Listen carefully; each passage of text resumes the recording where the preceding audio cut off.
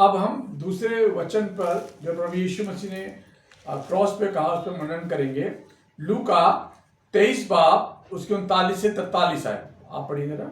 यहाँ पर यो इस प्रकार से लिखा है, जो कुकर्मी वहाँ लटकाए गए थे उनमें से एक ने उसकी निंदा करके कहा, क्या तू मसीह नहीं तो फिर अपने आप को और हमें बचा।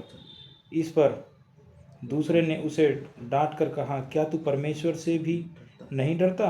तू भी तो वही दंड पा रहा है और हम तो न्यायानुसार दंड पा रहे हैं, क्योंकि हम अपने कामों का ठीक फल पा रहे हैं।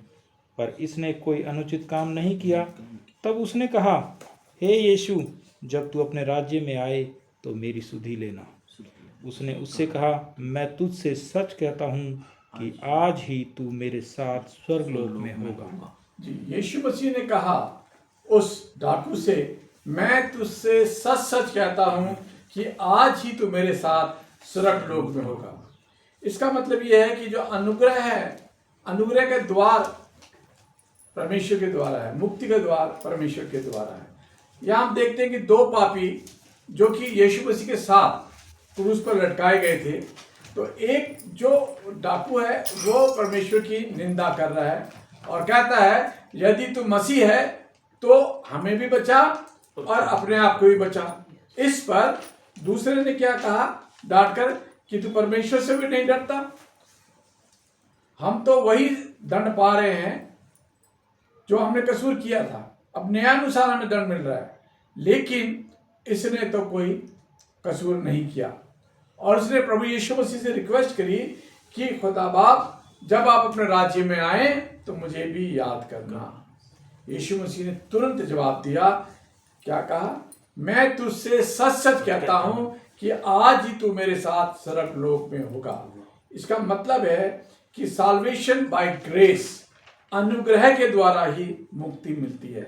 उस अपराधी के पास इतना समय नहीं था कि वो अच्छे काम करता, लेकिन उसने क्या करा?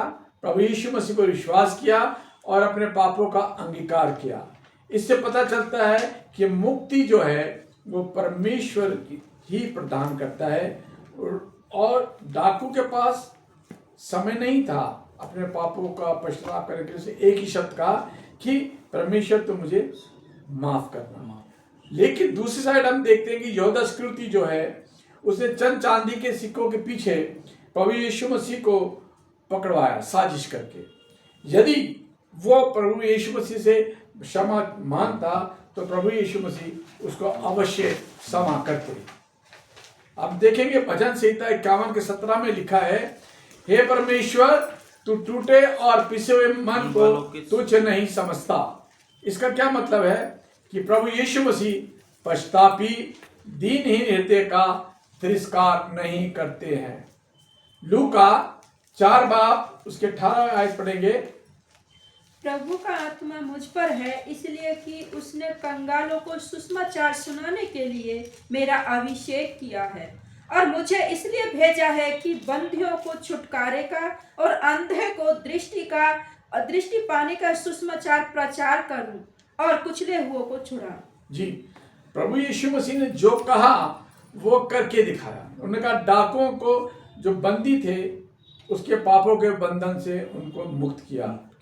और परमेश्वर ने जब हम प्रार्थना कर रहे थे उसके छेले जेलों के अंदर, तो उन्होंने बंदियों को पवित्र आत्मा के द्वारा उनको छुड़ाया। अंधों को उसने दृष्टि दी, कोढ़ियों को उसने चंगा किया और दुष्ट आत्मा को निकाला। जो उसने कहा वो उसने करा। और मेन जो उनका उद्देश्य था परमेश्वर का सुसमाचार करना, वो उन्होंने अपना सुसमाचार को फैलाया और अपने मिशन को पूरा किया। आनंद जीवन का उन्होंने आश्वासन दिया, एश्योरेंस ऑफ इंटरनल लाइफ। यीशु ने कहा, आज तुम मेरे साथ स्वर्ग में होगा। यीशु में यह भरोसा दिलाते हैं कि जो लोग उन पर विश्वास करते हैं और अपने पापों का पश्चाताप करते हैं तो वो उन्हें क्षमा करेगा।